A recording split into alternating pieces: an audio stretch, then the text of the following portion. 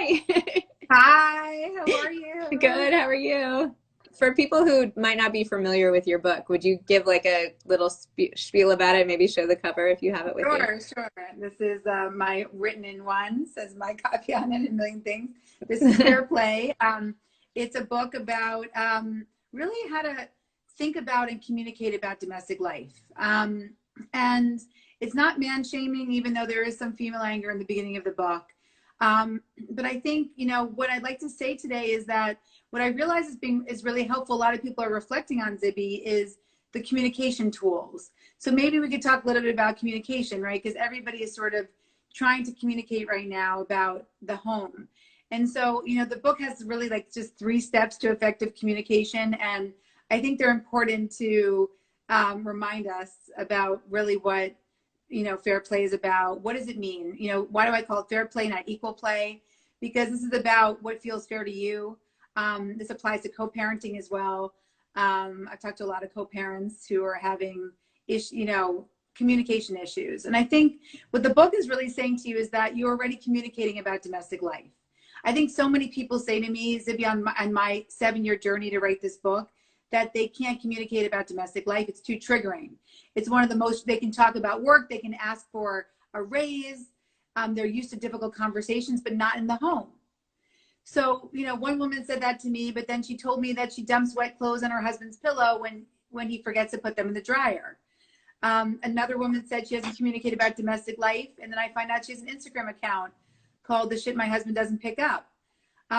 Recently in COVID, I reached out to a lot of women for new data and men, and a woman told me she doesn't communicate about domestic life, but she had posted in a 27,000 member COVID group called The Reasons I Hate My Husband, that if he was going to die during COVID, it wouldn't be from the disease, it would be from her. So she's willing to publicly threaten murder of her partner on a public 27,000 Facebook group with her last name, but not communicate directly with her partner. So I think that's, to me, right? I mean, that's insane. The number one rule of this time is to recognize we are already communicating about domestic life.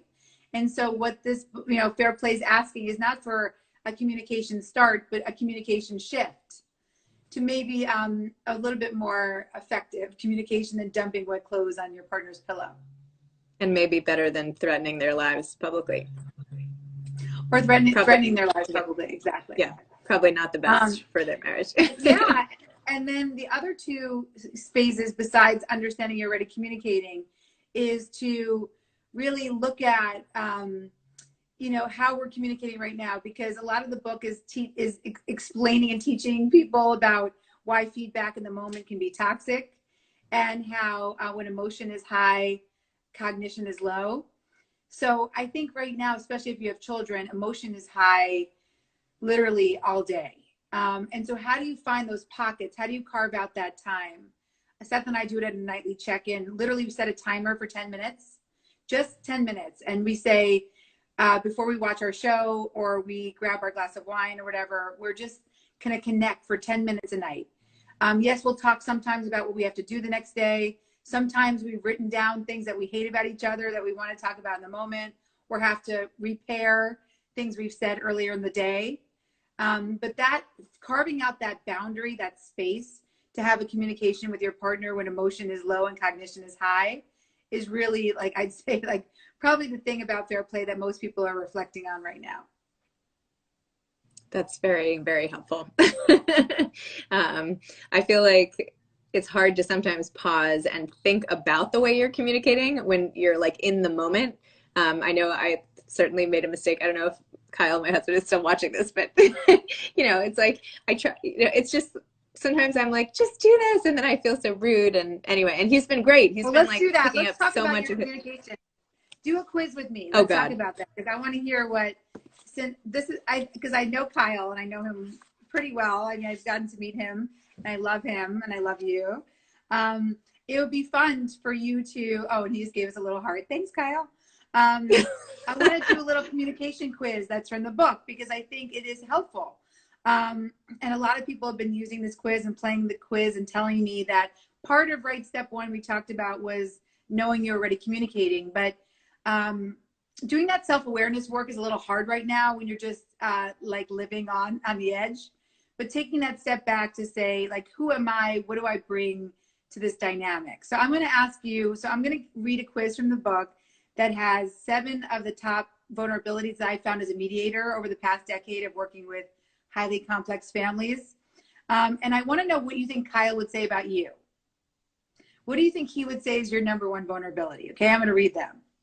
1, long-winded. Wah, wah, wah. You're talking and no one's listening. 2, sharp command, sir. Your tone and drill sergeant delivery isn't popular with the troops. 3, bad timing. You drop your grievances and requests for help into the conversation at inopportune moments. Thanks for the flowers, honey, but you forgot dishwashing detergent. 4, toxic word choice. I wasn't going to say anything, but I really hate it when you ... 5, all or nothing. You never replace the toilet paper roll. You always leave the seat up. 6, dredging up the past. This is just like the last time you forgot to. Or 7, boiling over. I wasn't going to say anything. I avoided our conversation. I didn't say anything, but now I'm really pissed. So I'll just say 1, long-winded. 2, sharp commands and tone. 3, bad timing. 4, toxic word choice. 5, all or nothing. 6, dredging up the past. Or 7, boiling over. What would you say? What do you think Kyle would say is your right now is your number 1 vulnerability? Oh boy, I think it's a combination of 2 and 7, because when I boil over, Kyle's saying, I think when I boil over, then I snap and use a bad tone of voice. So I think it's probably both of those. And it's not his fault. It's just like the stuff I'm feeling. You know, he's been great, but of course, Kyle, what do you think? That's the point. It's really not about the other person, right? And so that's why I love Kyle. I just gave us an emoji with his mouth zipped, but I wonder if he would agree with what you thought he would say. But I think it's thank you for being vulnerable and willing to admit that you have a communication vulnerability. We all do. Mine is yours is yours as well. It's a combination of bad timing, tone, and boiling over. And so what the beauty of this idea of knowing your vulnerability is, and I love that you picked boiling over, because I think that's a really important one. Right now, I think we are trying to avoid these conversations and saying, like, why would I care about that? Like, I really shouldn't give a shit about the fact that my husband shaved and there's shavings in the sink. Like, we're going through a pandemic. But the small details do create the biggest problems. And so even if you come to the table and say, my communication vulnerability is boiling over, and this sounds really stupid, Seth, but I'm mad at you for leaving. I don't know why. Like, I know it shouldn't matter right now. It makes me feel like cleaning and things are so hard that when you add another thing like hair shavings and you don't even wash off the sink, that you know, you're not valuing like my contribution of trying to keep the house clean or whatever it is. You start with your why. But I think the boiling over, a lot of times people are saying, is because, especially in a pandemic, these small details creating the biggest problems feel like they shouldn't matter to you, but they do. And then we all just explode with bad tone. Eve, thank you so much. Kyle is joking. He said Zibby is perfect. So, you know, he's not getting himself in trouble. But anyway, thank you for this. And thanks for coming on. And just hold your book up one more time. Everybody can buy it. Eve's book was a New York Times bestseller and Reese's book pick. Fair play. So thank you, Eve. All right. Bye. Talk to you soon. Bye.